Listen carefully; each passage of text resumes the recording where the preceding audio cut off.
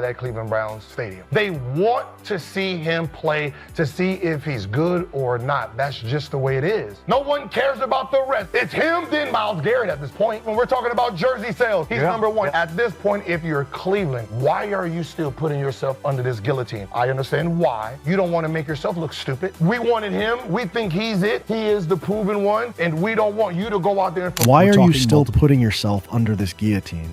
Read that back. Because that is not somebody being dramatic. That is somebody looking at real numbers, real data, and asking the Cleveland Browns organization a question they cannot answer. Shedeur Sanders, number 1 jersey in Cleveland, ahead of Myles Garrett, a first ballot Hall of Famer, the greatest defensive player in Browns history, the most recognizable face this franchise has had in decades, outsold by a 5th round rookie in year 1. Now think about what that means. Jersey sales are not hype. Jersey sales are not social media impressions. Jersey sales are money. People opening their wallets and saying, this is who I believe in. This is who I am attaching myself to. This is who I think represents the future of this team. And the Cleveland Browns fan base, without being told, without a marketing campaign, without a press conference, looked at every option in that locker room and chose Shedeur Sanders unanimously. So the question that has to be asked right now, the question that nobody inside that building wants to answer, is simple. If the fans already know, why doesn't the front office? Welcome to Browns Breakout. Like, subscribe, hit that bell. What is happening right now around Shedeur Sanders is bigger than football. Let's get into it. Deshaun Watson was there and he wasn't, but he's been working out with the receivers. So Kevin, speaking with Munkin, do you think Shedeur Sanders should be the starter in Cleveland coming up at this thing? Absolutely. Absolutely. I wouldn't bring anybody else into that room. I would not include Deshaun Watson in this quarterback competition. I think it's a waste of time for everybody as far as what the Browns are trying to build. I also think it's chasing after justifying that decision and trying to make it. They were acting instantly. A waste of time. Not, it would be complicated. Not, it creates some issues. A waste of time for everybody. And this is coming from someone watching the situation from the outside. Someone with enough distance to see it clearly. Because when you step back from all the politics, all the cap language, all the front office posturing, the answer is obvious. Shedeur Sanders is the starter. He should be the starter. He should be going into camp as the clear, unquestioned, fully supported starter. And everything else, Watson, the competition narrative, the 4th quarterback rumors, all of it is noise that does nothing except slow down what needs to happen. This is where it gets interesting, because the Browns are in a rare position right now.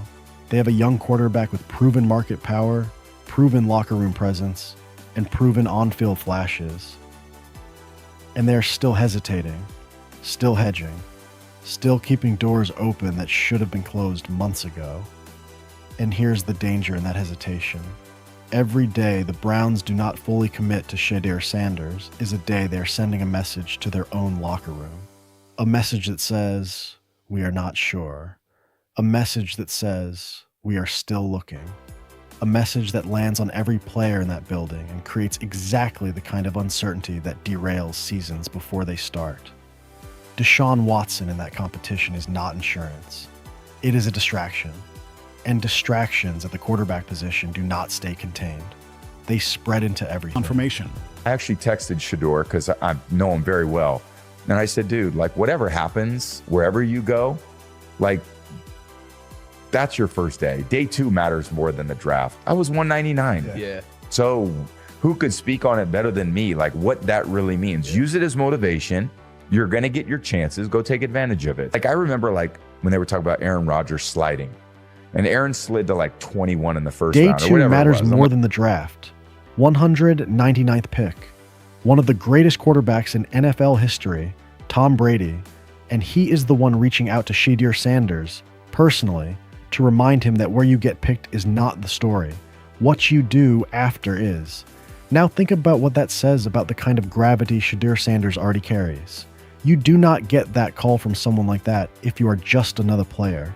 You do not get that text if people are not genuinely watching and believing in what you represent. And the parallel here is undeniable.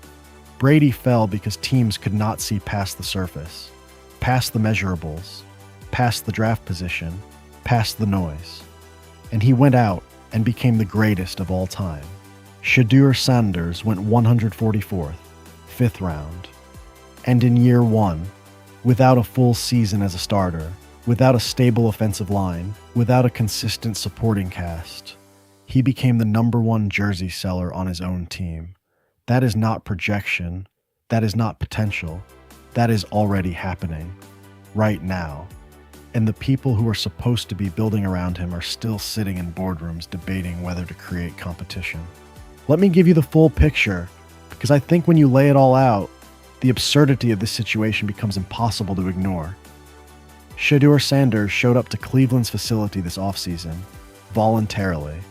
Before anything was required, he was in the building, working with the new coaching staff, learning Todd Monken's offense, building chemistry with the receivers, doing everything a franchise quarterback is supposed to do. Deshaun Watson was not there consistently. Dylan Gabriel was not there.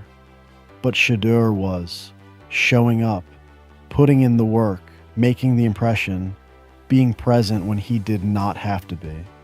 That is leadership. That is not just ability. That is character. That is the kind of thing that wins locker rooms before a single game is played. And while he was doing all of that quietly, Nike was drowning. His jersey dropped, and within 48 hours, the demand curve broke their entire supply chain model. We are talking about a global billion-dollar company, refreshing dashboards like it was overtime, pausing meetings, checking data twice because they could not believe what they were seeing. From a 5th-round pick, not a first-round franchise quarterback with a guaranteed contract and a full marketing rollout behind him, a 5th-round pick with a jersey number and a story that the market decided was worth running toward. And here's what makes that truly extraordinary. It was not driven by wins. The Browns were not a great team last year. The offense was inconsistent. The line was not good enough. The supporting cast was still developing. By every traditional measure, merchandise should have cooled off. Team struggling, fan interest fading, demand dropping. That is the normal pattern. But Shedeur Sanders broke the pattern. Interest stayed high. Jersey sales stayed hot. The story kept growing. And that only happens when what people are buying is not just a jersey. It is a belief. A belief that something real is coming. That the wait is almost over. That the quarterback Cleveland has been searching for since forever is finally here. That belief does not come from a press conference. It cannot be manufactured by a marketing department. It grows organically. Through presence, through performance, through who a person is when the lights are on and when they are off. Shedeur has been building that belief since before he ever took an NFL snap.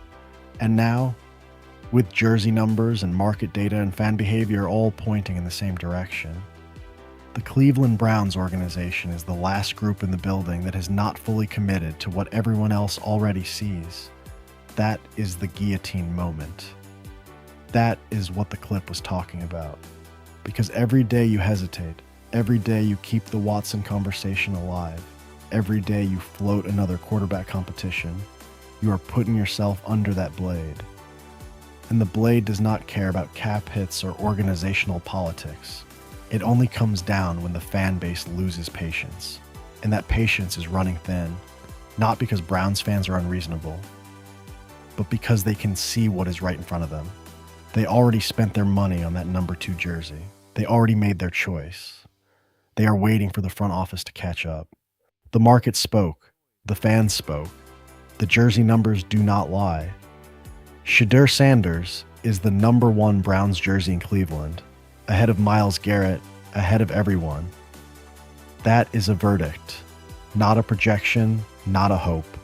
A verdict delivered by real people spending real money in real time.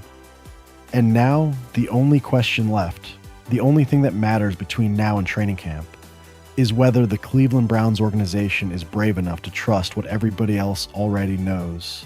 So I am putting this directly to you in the comments. if the Cleveland Browns walk into training camp still treating this like an open competition, after the jersey sales, after the offseason presence, after everything Shedeur has already shown, is that the moment this front office officially loses the locker room, drop your answer below.